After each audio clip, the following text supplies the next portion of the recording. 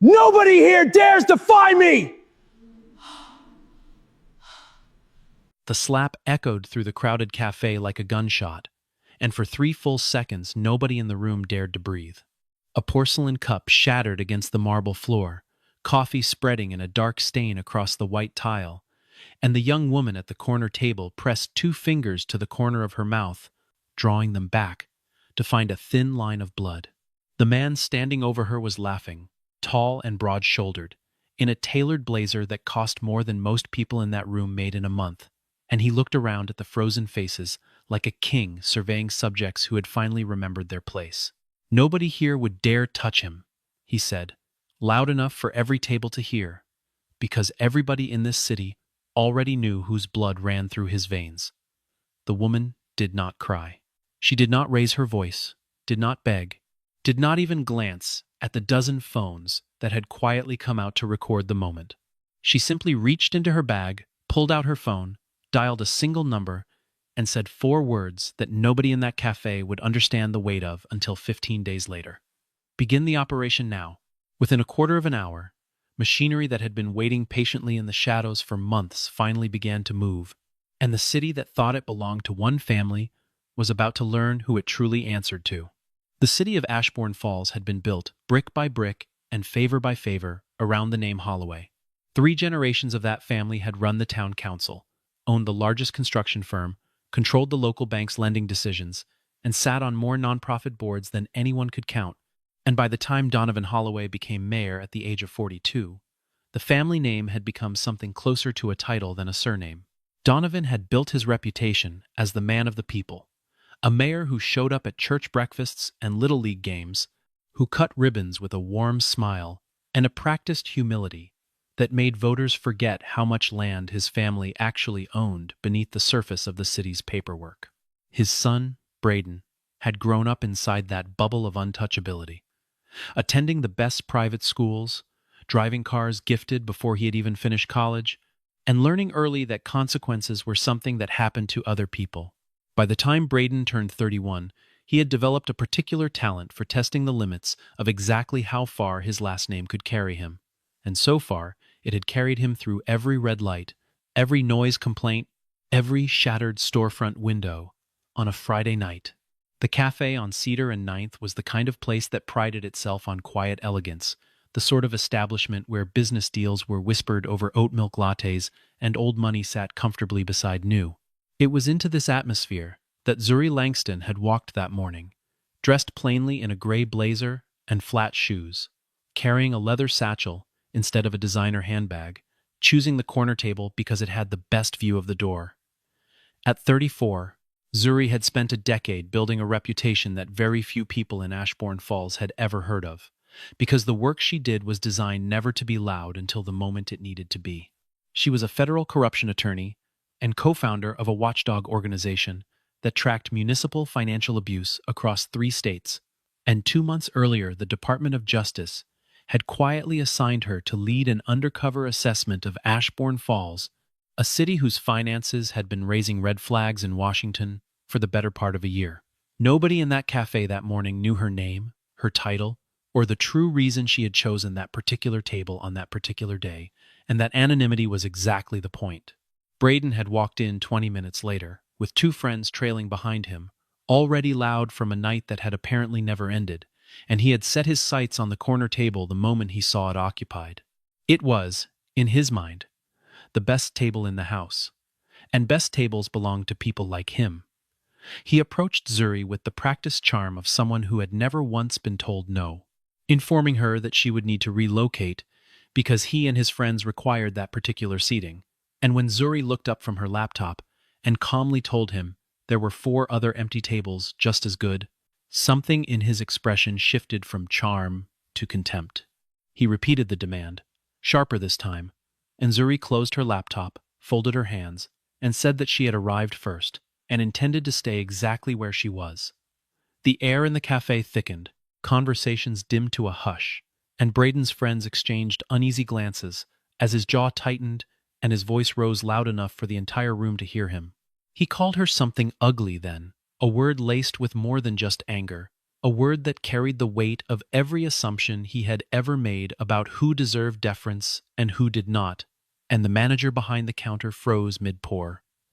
Zuri did not flinch. She simply repeated, evenly, that she was not moving, and it was that steadiness, that refusal to shrink, which seemed to unravel the last thread of Braden's patience. His hand moved before anyone could stop it,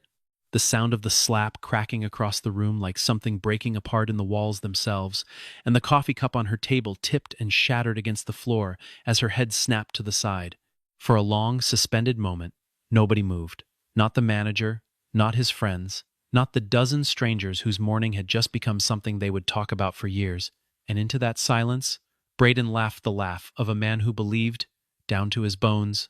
that nothing that happened in that room could ever touch him. The silence that followed was its own kind of violence, thick and suffocating, the sort of quiet that comes from an entire room deciding, almost as one organism, that saying nothing was safer than saying anything at all. The manager, a nervous man named Peter Ellison, who had worked at that cafe for 6 years and watched Braden Holloway break glasses and skip tabs a dozen times before, hurried over not to comfort Zuri,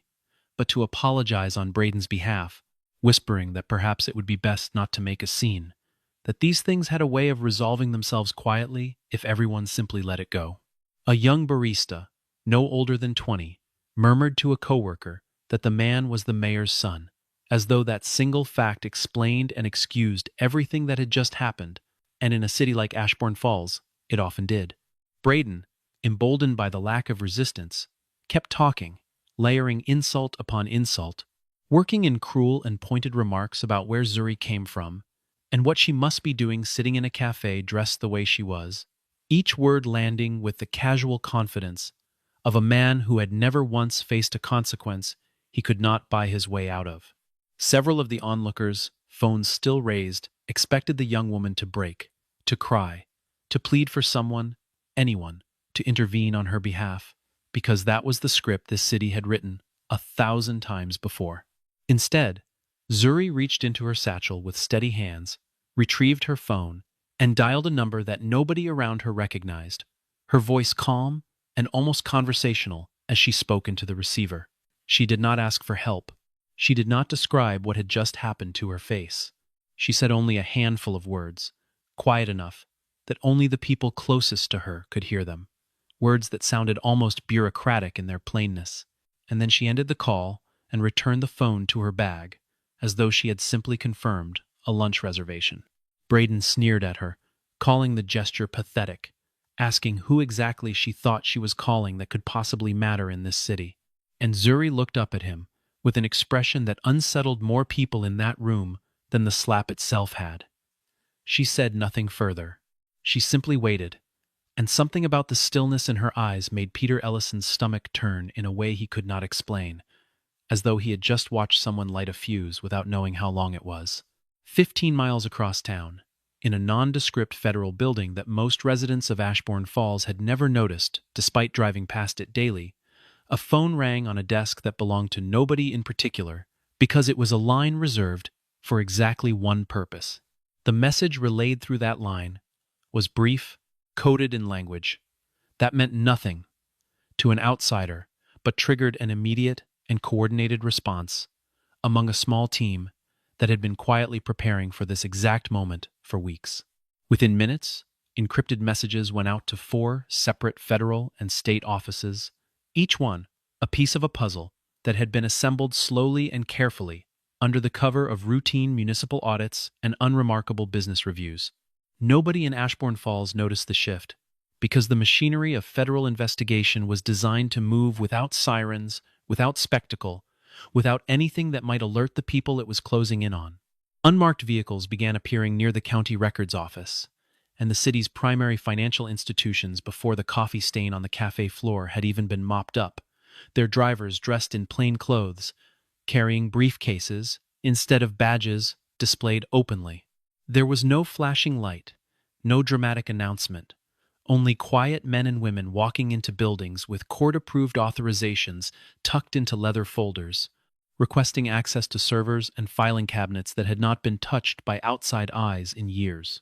Several bank accounts connected to shell companies registered under addresses that traced back, however indirectly, to the Holloway family were frozen within the hour, their transactions flagged and suspended pending review. Meanwhile, at a secure facility on the outskirts of the city, technicians began mirroring the entirety of the municipal government's digital infrastructure, copying financial records, permit histories, and internal communications onto drives that would soon become the backbone of an investigation nobody in City Hall yet knew existed. Braden, of course, remained blissfully unaware of any of it. By that evening, he was already at a rooftop party 3 blocks from the cafe, retelling the story of the slap to a rotating audience of admirers who laughed along and told him he had done nothing wrong, that the woman probably deserved it for talking back to him in the first place. He posted about his night in vague, boastful terms to friends who would repeat his version of events to anyone who asked, painting himself as a man who had simply put someone in their place.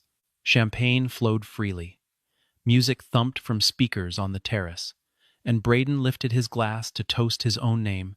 as though the day had been a triumph, rather than the beginning of his unraveling. He had no idea that 72 hours earlier, federal auditors had already flagged irregularities in a land deal bearing his signature, and that his afternoon at the cafe had simply handed investigators the final piece they needed to move from quiet surveillance into open pursuit. Word of the incident reached Mayor Donovan Holloway before the sun had fully set, delivered not by his son, but by a nervous aide who had watched the footage circulating among staff at City Hall with a growing sense of dread. Donovan listened to the description with the careful, controlled expression he had perfected over 2 decades in public life, the same expression he used when a bridge project ran over budget or when a scandal threatened to touch his office,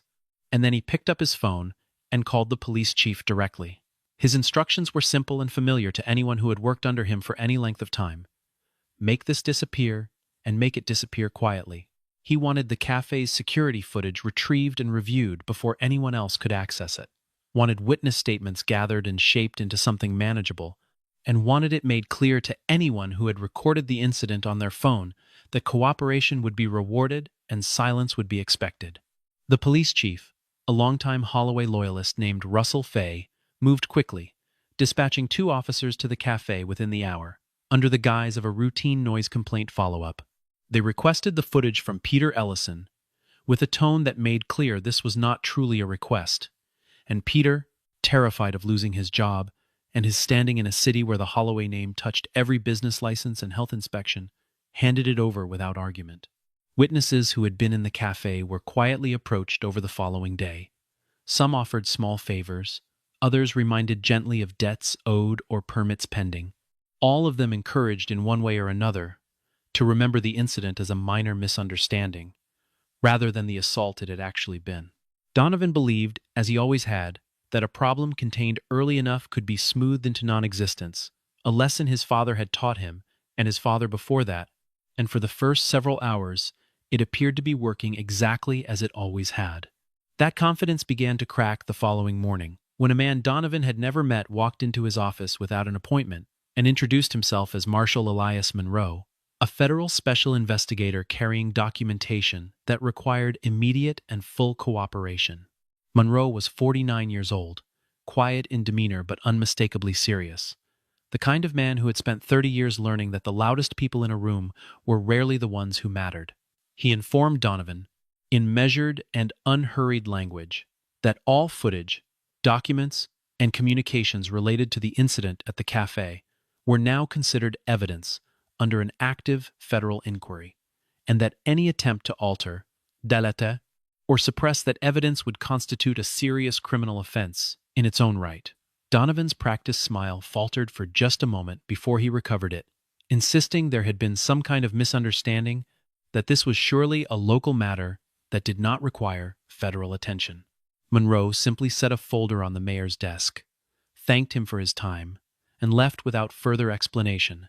And for the first time in longer than he could remember, Donovan Holloway felt something unfamiliar settle into his chest, the cold, unmistakable weight of genuine fear. Donovan spent the next 2 days trying to determine exactly who Zuri Langston was and why a federal marshal had appeared in his office within hours of his son's outburst. and the answers he found unsettled him more with every phone call he made. A contact in the state attorney general's office, someone who owed Donovan a favor from years back, confirmed off the record that Zuri was not simply a private attorney, but someone with direct standing inside an active Department of Justice inquiry into municipal corruption, though the contact refused to say more than that. Donovan decided the wisest course of action was to meet with her directly, to handle this the way he handled everything, with charm, with regret carefully performed, and, if necessary, with the quiet offer of money that had smoothed over every difficulty his family had ever faced. He arranged the meeting through an intermediary, choosing a private conference room downtown rather than his own office. Believing distance from City Hall might make the conversation feel less official and more like two reasonable adults settling a private matter. Zuri arrived precisely on time, dressed exactly as she had been the day before, carrying the same leather satchel, and she sat across from Donovan with the same unshaken composure that had unsettled Braden a day earlier. Donovan opened with an apology that sounded rehearsed even to his own ears, expressing regret for his son's behavior, insisting Braden had been under considerable personal stress, and gently floating the idea that perhaps a generous settlement, handled privately, might allow everyone to move forward without further disruption. He mentioned a figure meant to sound impressive, watching her face for any flicker of interest,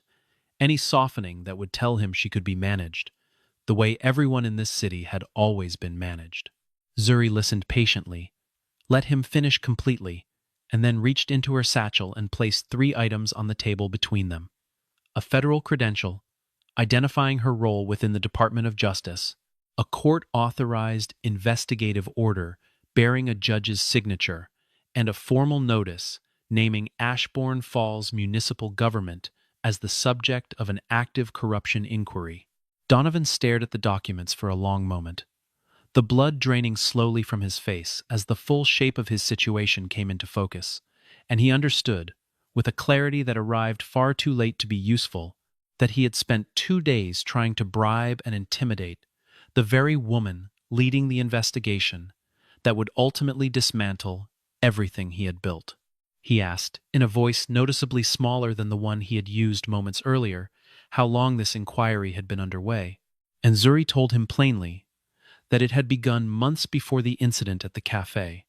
that the slap had merely accelerated a timeline that was already in motion. She explained, without cruelty, but without softness either, that his son's actions had simply provided the final justification federal investigators needed to move from quiet observation into full and public action. Donovan sat in silence, staring at the papers as though staring hard enough might change what they said, and somewhere in that silence he finally recognized that he had, in fact, touched the wrong person entirely. Over the following 2 weeks, the investigation Zuri had been quietly building, for months, unfolded into something far larger and far uglier than a single confrontation in a cafe. Forensic accountants working alongside her team traced a pattern of shell companies registered to addresses connected to Holloway family associates, entities that existed on paper only to receive payments for municipal contracts that had never actually been fulfilled. They uncovered a scheme in which city land, technically owned by the public, had been quietly rezoned and sold at a fraction of its market value to development firms with hidden ties to Donovan's closest allies, generating profits in the millions that never appeared in any public disclosure. Bidding records for infrastructure projects showed a consistent and troubling pattern, with competing bids mysteriously vanishing from city files just before contracts were awarded to the same 3 companies, over and over, year after year. Braden's name appeared far more frequently in these records than anyone had initially expected, listed as a signatory or beneficiary on transactions tied to at least 6 of the shell entities under review. What had begun as an investigation into one wealthy family's abuse of local influence was rapidly revealing itself to be something closer to an organized criminal enterprise operating under the protective cover of elected office.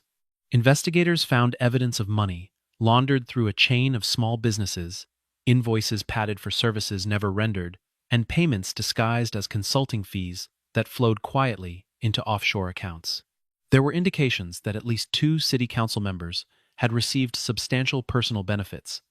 in exchange for approving contracts they knew to be fraudulent, and internal emails suggested that certain permit applications had been fast-tracked or blocked entirely based on whether the applicant had made an appropriate contribution to a Holloway-affiliated fund. Braden, it turned out, was not merely a spoiled young man who had slapped a stranger in a cafe, but an active participant in a financial network that had been quietly siphoning public money away from the city for the better part of a decade. The slap had not created the case against the Holloway family. It had simply opened the door to a case that had already been fully assembled and waiting. One of the more striking discoveries came from an examination of the city's largest public works project, a Riverwalk renovation that had been sold to residents as a symbol of civic renewal, promising new jobs and a revitalized waterfront within 18 months of groundbreaking. 3 years after the ceremonial ribbon cutting, the project remained less than half finished, its budget having ballooned to nearly 4 times the original estimate, with change orders signed by city officials who appeared, on paper, to have no direct connection to the contractor benefiting from each amendment. When investigators traced the ownership structure of that contractor through 5 layers of holding companies, they found it ultimately controlled by a trust registered under Braden's name, established when he was only 23 years old, and quietly funded through transfers his father had labeled as educational gifts. Retired city engineers, speaking on record for the first time, described being instructed to approve work that had never actually been completed, told that paperwork discrepancies would be corrected later. Corrections that, of course, never came. The Riverwalk had become, in effect, a slow and steady drain on public funds disguised as civic progress, one of at least 4 such projects. Investigators eventually connected to the same pattern of inflated costs and phantom construction. Equally troubling was the discovery of a private ledger, recovered from a safe in Donovan's own home study, cataloging what appeared to be years of informal payments received in exchange for zoning approvals, liquor licenses, and preferential treatment in city contract bidding. The ledger was handwritten, careful in its coding, referring to contributors not by name, but by initials and small symbols, that took investigators the better part of a week to decode fully. Once decrypted, it revealed a pattern stretching back nearly 9 years, implicating not only Donovan and Braden, but a small circle of local business owners who had quietly funded the family's influence in exchange for guaranteed advantages over their competitors. Zuri's team cross-referenced every entry against public records, building a timeline so exhaustive and so precisely corroborated by bank statements and permit filings that even Donovan's own attorneys, upon reviewing the evidence shared during discovery, privately acknowledged there was little room left to argue. As the scope of the investigation became clear even to those outside federal circles, Donovan Holloway shifted from damage control into open warfare, hiring a team of expensive defense attorneys and a crisis communications firm known for rehabilitating the reputations of politicians far more compromised than himself. He gave interviews describing the entire matter as a coordinated political attack designed to embarrass his administration and derail his upcoming re-election campaign, framing Zuri Langston as an outside agitator with a personal vendetta rather than a federal official conducting a lawful inquiry. His communications team began circulating stories suggesting the Café incident had been exaggerated or even staged, hinting that Zuri had provoked the confrontation deliberately to manufacture a narrative that would justify federal overreach into local governance. Supporters loyal to the Holloway name organized public rallies defending the family, insisting that decades of community service should count for something against what they called baseless accusations from unelected bureaucrats.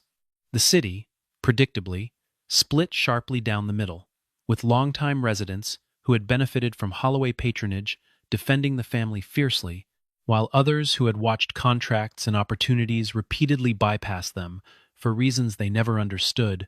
began speaking openly for the first time about years of quiet resentment. Anonymous accounts began spreading claims that Zuri had a history of fabricating cases against public officials, though none of these claims could ever be traced to a verifiable source, and reporters who attempted to investigate the allegations found nothing but dead ends and burner accounts created within days of the Café incident. Donovan believed, as he always had, that a strong enough counter-narrative could bury the truth beneath enough noise and confusion to buy time, if not outright victory. What he failed to understand was that every attack his team launched against Zuri only generated a fresh trail of evidence. Since crisis communications firms leave records, since coordinated smear campaigns require payment, and since every dollar spent trying to discredit a federal investigator had to come from somewhere that would eventually need explaining, Donovan's crisis communications firm went further still, arranging a series of sympathetic interviews in which longtime family friends described Braden as a misunderstood young man who had simply made a poor decision under emotional strain, carefully avoiding any mention of the racial slurs captured by multiple witnesses that day. They arranged for a handful of local business owners, men whose companies had benefited quietly from Holloway favor for years, to speak publicly about the family's supposed generosity toward the community, framing decades of quiet corruption as civic philanthropy. A billboard appeared briefly on the highway, leading into downtown Ashbourne Falls, funded through a political action committee with a name designed to sound grassroots, proclaiming that the city stood behind its mayor and would not be bullied by outside interference. Donovan even considered, for a brief and reckless moment, calling for a public rally in his own defense, a plan his attorneys eventually talked him out of, warning that any spectacle now risked drawing even sharper scrutiny toward exactly the kind of theatrical influence that had gotten his family into this position in the first place. Zuri had anticipated exactly this response, having seen the same pattern play out in 3 prior cases against powerful local officials who believed reputation alone could outlast documented fact. She had instructed her team from the beginning to treat any retaliatory campaign not as a distraction, but as an additional stream of evidence, tracking payments to the public relations firm, monitoring the origin of coordinated online activity, and documenting every attempt made to intimidate witnesses who had come forward. When a former city employee who had provided information about the rezoning scheme suddenly received a threatening late-night visit from men claiming to represent unnamed community interests, Zuri's team had already arranged discreet protective monitoring, having predicted that intimidation would follow disclosure as surely as thunder follows lightning. Each attempt by the Holloway camp to fight back in the court of public opinion instead deepened the paper trail, connecting Donovan's office to an increasingly desperate pattern of obstruction. By the time 3 weeks had passed since the incident at the Café, the case against the Holloway family had grown so thoroughly documented that even Donovan's own attorneys began quietly urging him to consider what a plea agreement might look like. The morning the warrants were executed arrived without warning to anyone outside the small circle who had spent months preparing for it, a coordinated sweep involving 4 separate agencies moving simultaneously across a dozen locations throughout Ashbourne Falls. Federal agents arrived at City Hall precisely at 8 in the morning, presenting Donovan's stunned staff with court orders authorizing the seizure of computers, financial records, and internal communications, dating back 6 years. Similar teams appeared at the offices of the 3 development firms most frequently connected to the fraudulent contracts, at a private bank branch that had processed an unusual volume of transactions tied to Holloway-affiliated shell companies, and at a storage facility outside the city where investigators suspected physical records had been hidden away from digital scrutiny. Safes were opened under judicial authorization, servers were disconnected and cataloged, and by mid-morning it had become impossible for anyone in Ashbourne Falls to pretend this was still a private family matter rather than a full-scale federal prosecution. Braden was arrested at his apartment shortly after 9, led out in handcuffs past a small but growing crowd of reporters who had somehow gotten word of the operation before it even concluded, his expensive suit and carefully styled hair standing in stark and almost comical contrast to the 2 federal agents flanking him on either side. He shouted something about lawyers and lawsuits as he was placed into the back of an unmarked vehicle, his bravado cracking visibly for the first time in his adult life, as the reality of steel handcuffs replaced the abstract idea of consequences he had always assumed belonged to other people. Donovan watched the footage from his office television with a stillness that unsettled the aides around him, his jaw tight, his hands folded on his desk, refusing to give anyone in the room the satisfaction of seeing him break. He maintained that composure right up until he glanced at the bottom corner of the seizure order delivered to his own office moments later, where a single signature authorized the entire operation, a signature he recognized immediately because it belonged to the same federal judge whose name Zuri Langston had invoked in that quiet conference room weeks earlier. In that instant, standing alone in an office his family had occupied for 3 generations, Donovan finally understood the full shape of what had happened to him. The woman his son had struck without a second thought, the woman he himself had tried to buy off with a settlement figure meant to sound generous, had never been a private citizen at all, but the very architect of the case, now dismantling everything his family had built. Every quiet call, every frozen account, every unmarked vehicle that had appeared in the days after the Café incident traced back to a single decision made in a conference room. He had chosen himself, believing it would give him the upper hand. He sat down slowly, staring at the signature at the bottom of the page, and for the first time in his political career, Donovan Holloway had absolutely no idea what to do next. The preliminary hearing, when it finally arrived 6 weeks later, drew a crowd so large that additional overflow seating had to be arranged in an adjacent courtroom simply to accommodate everyone who wanted to witness the proceedings firsthand. Witnesses who had spent months too frightened to speak on the record now took the stand one after another, describing years of quiet coercion, permits denied for failing to make the right contribution, contracts steered toward companies nobody outside the Holloway circle had ever heard of,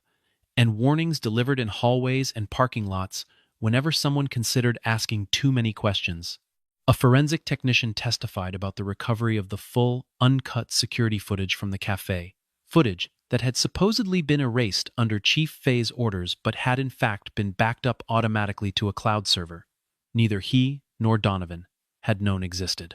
The restored footage showed not only the slap itself, but the full extent of what preceded it.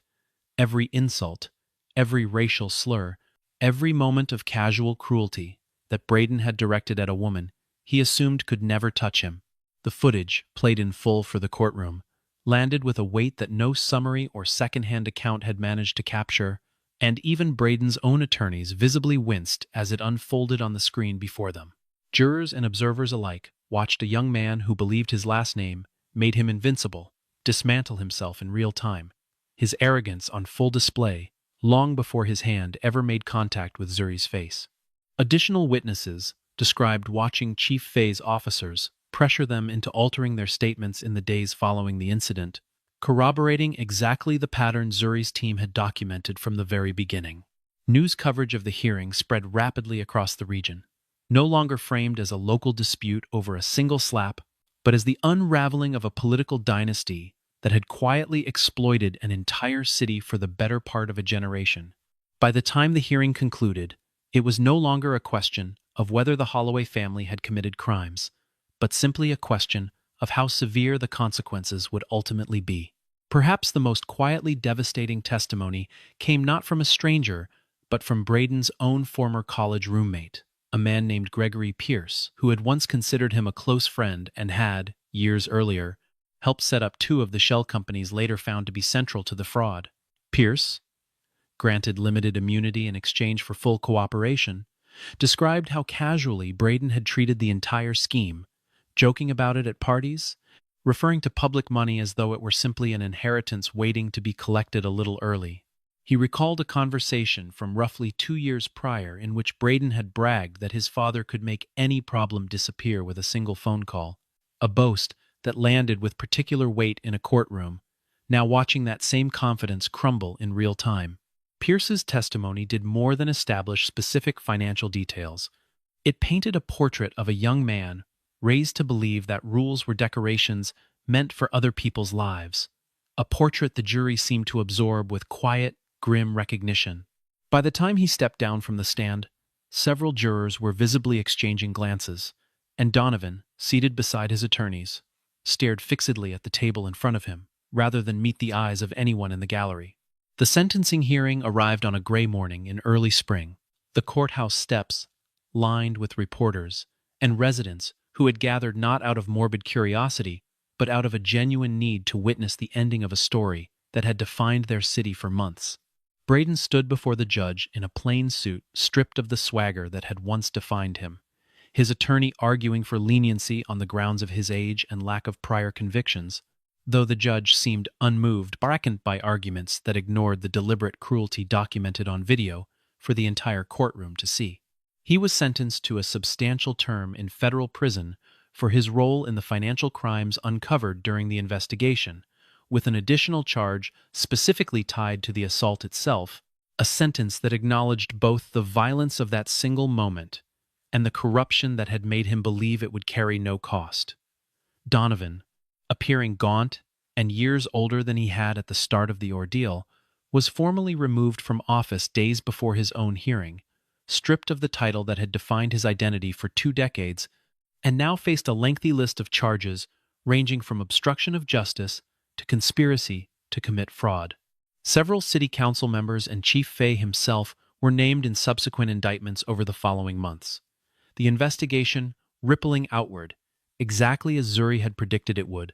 touching every corner of a system that had assumed itself untouchable. The Café on Cedar and Ninth reopened under new management, roughly a year after the incident that had made it briefly, uncomfortably famous, its interior renovated, and its old reputation for quiet exclusivity replaced by something warmer and more welcoming. Peter Ellison, who had kept his job despite his complicity in the early cover-up,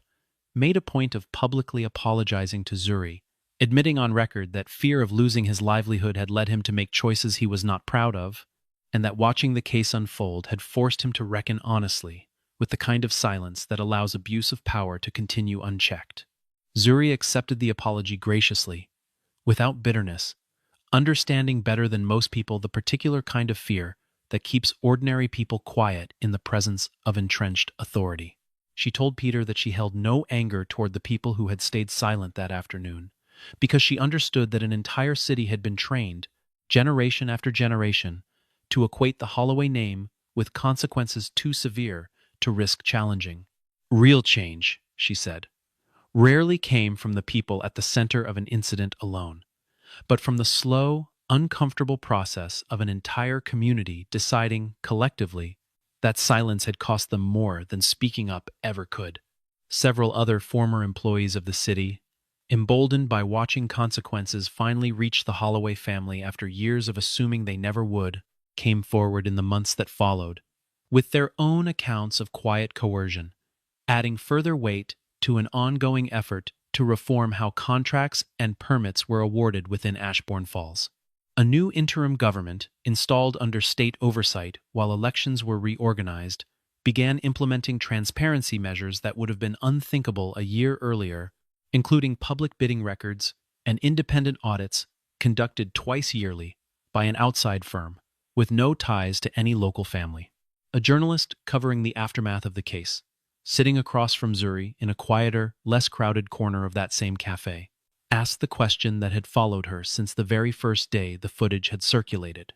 Why had she not fought back in that moment? Why had she simply reached for her phone instead of striking back at a man who had just struck her? Zuri considered the question for a moment before answering, her expression calm in the same way it had been calm on the day of the slap itself. And she said that when someone believes their power grants them permission to humiliate another human being, meeting that cruelty with more violence only proves them right about the world they think they live in. She did not need to strike back, she explained, because she had something far more permanent at her disposal.